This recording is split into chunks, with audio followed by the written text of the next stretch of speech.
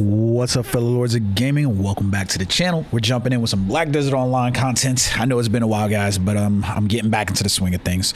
So here we are, guys, with the patch notes for February 20th, 2025. Not a whole lot, really, if I'm being perfectly honest, but let's do a rundown and let's jump in. Before we get to the patch notes, though, I do want to take a look at the spring sale packages and bundles that they've recently announced inside here.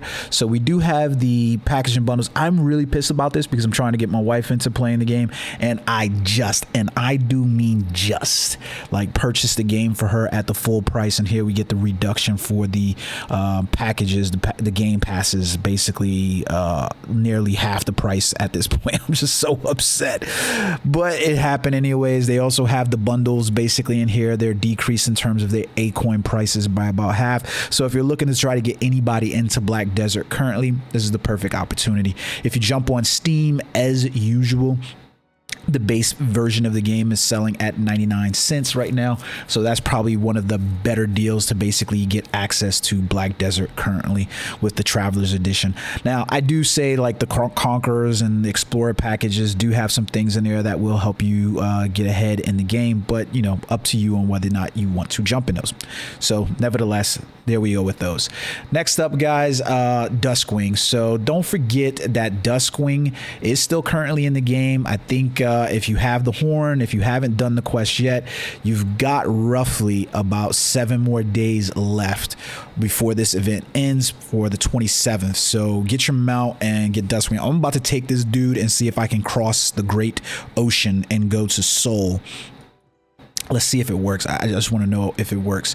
But there's also the event that's running right now on how to frame a dragon. So essentially what they want you to do is take a picture of you riding Duskwing or Duskwing in an area, whatever it is, like, you know, try to be as dynamic as you possibly can.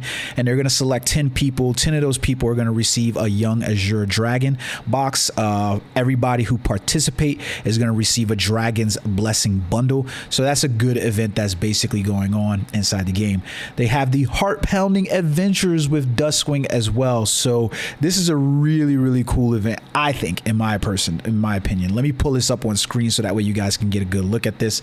Sorry for the blacking out. I'm not exactly sure what's going on there. But anyways, so the heart-pounding adventures with Duskwing from now until 27th, you basically are going to explore Black Desert to hunt down the GM's medal. So basically you need to head to Velia and meet GM Silver to pick up the event. And it's going to find the Black Desert GM quest. So you can see here, after accepting this quest, you're going to climb to the highest spot in the region to find GM gold. So if you were looking, they're not necessarily sending you on a wild goose chase or anything like this.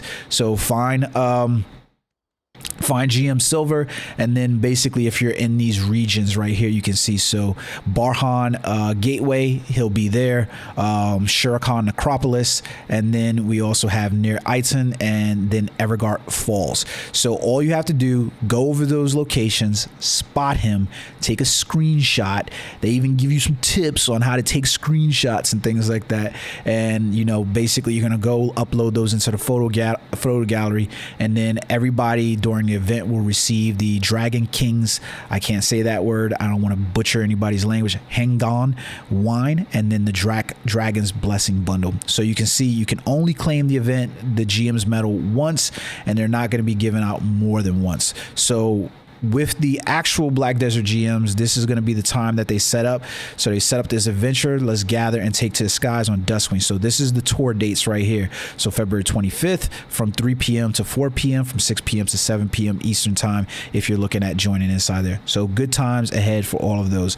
Don't forget, for the EU dates, they're definitely different as well. So now, without further ado, guys, let's jump into these patch notes. All right, so let's take a look at them. They're not really, there's not a whole lot in terms of the patch notes, but we might as well take a look at them and break them down. So overall, we've got the events. You can see here the GM note for Solaire. So let's take a look at that. Now is a good time to jump in and begin your Arena of Solaire. So I think most people are going to want to start jumping into Solaire. This is the one area that I am interested in jumping in as I level up my characters and get all the gear. I've enjoyed the game for what the game is, but I now want to start pushing into the top tiers. So I've been like on a mission to do that. So you can see, open the Rallying Solaire box and get Seal of Solaire times 30. Open the Rallying box and you'll also get gold bar 100G times 6. So climb the ranks with skilled adventurers and battle with apprentice soldiers of similar skills, and you complete the regular season as a skilled soldier and you'll get gold bar 10,000 G and the Seal of Solaire times 500. You can exchange your collected seals for what you really need: oils, elixirs, and scrolls, and more. So this is a really good event basically going on.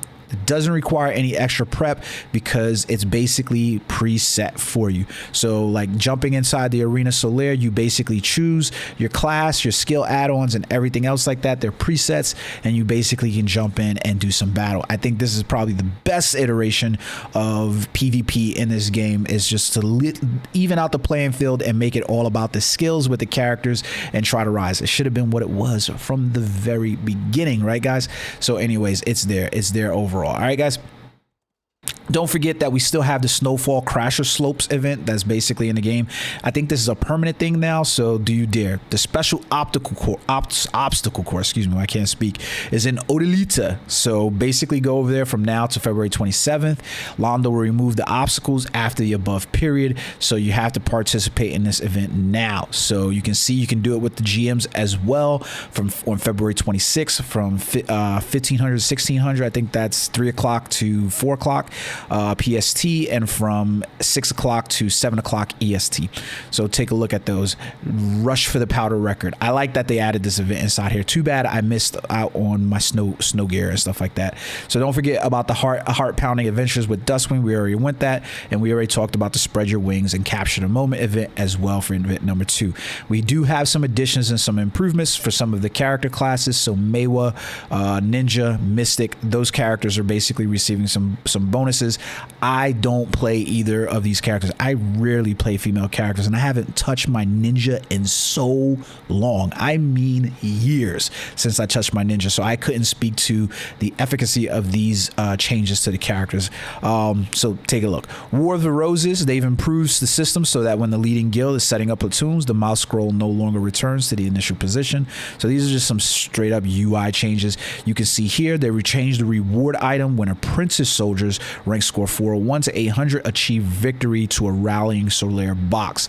So this is a really good opportunity for you guys to go net yourself some silver. So even if you're really not interested in Arena of Solaire, this is just still a good opportunity for you to just jump in, get your feet wet, see what it's about or whatever, and just net yourself some rewards. At this point, it's just worth it to jump in and just do that anyways. Don't forget about the Snowfall Powder Rush as well. They improved the ability to check records over at the NPC Sarnai, so that's good there. And they changed some trade routes in the material barter. So the Shipwreck, Ancient Relic, Cargo Ship overall. Now, the item Origins of Dark Hunger and the Faint Origin of Dark Hunger as well. The Devour XP for the following Devour type items available on Essential Market, they essentially have been increased. So accordingly, the enhancement stacks gain when using each item for Devour as follows. So you're going to want to pay attention to this because these are what they were before.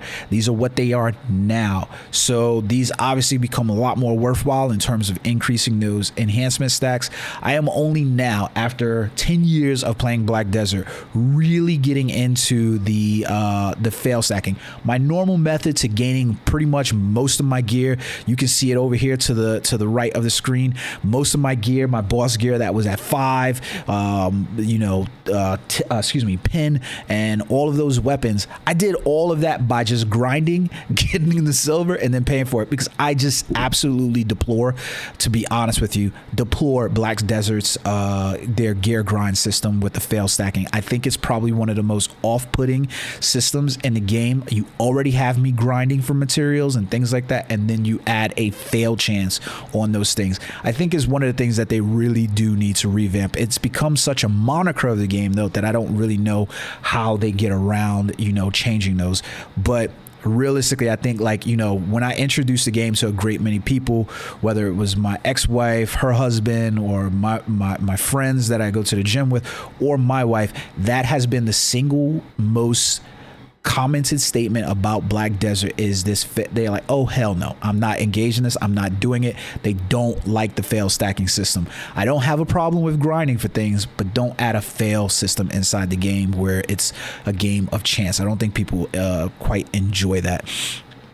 I know for years I didn't, and I just grinded out to buy things. But to be honest with you, I was like, you know, I just might as well get into it. So here we go. So monsters improvements. So the Golden Pig Cave monster is now open in the Donghae of the Land of the Morning Light. So you'll basically see that. So you can go fight the Golden Pigs. So you can see the recommended AP and the recommended stats are inside here. So AP total stat 1150 plus, DR stat 660 plus. So get it on up. The Golden Pig Cave features fewer and powerful monsters and no Agris Fevers inside there. We can see it's normally closed. The Golden Pig Cave opens randomly within a set time frame. So you want to go in and at the time while you're playing this, jump in, get into the Golden Pig Cave if you can. So use the monster's own info to try to find the entry point. So you can see here the AP of 340. I've got a long way before I can basically challenge a lot of that content in that region. It's all in game and I'm having at it. You can see here I'm still working on just even getting my sovereign weapons, which is something that I do want to do.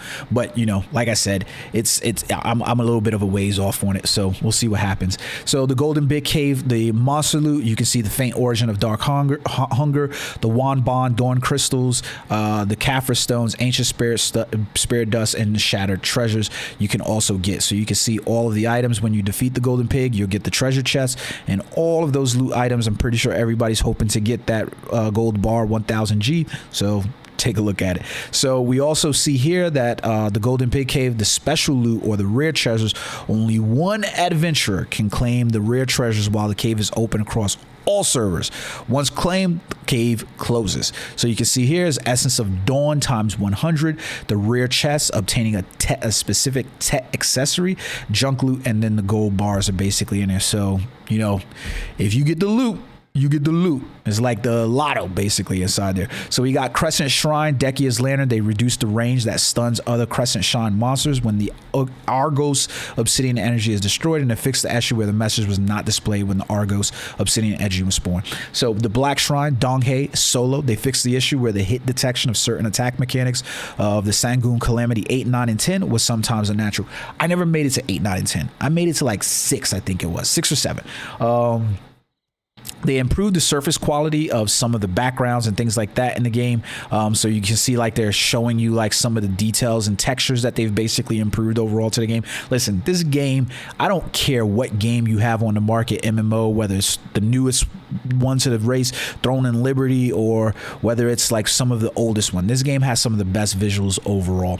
So that's just my opinion. So the UI, they changed the display and the possession count of target item for the barter window. So the count items on the ship and storage is displayed as the same before. You get that right there, especially if you're doing it. The manage warehouse buttons as well on your ship, and for those items to barter, they've improved that. They've improved the find item function as well for the stable keepers and the wharf manager. So good notes there. They added a Magium note inside there, and really most of this stuff is just like here nor there.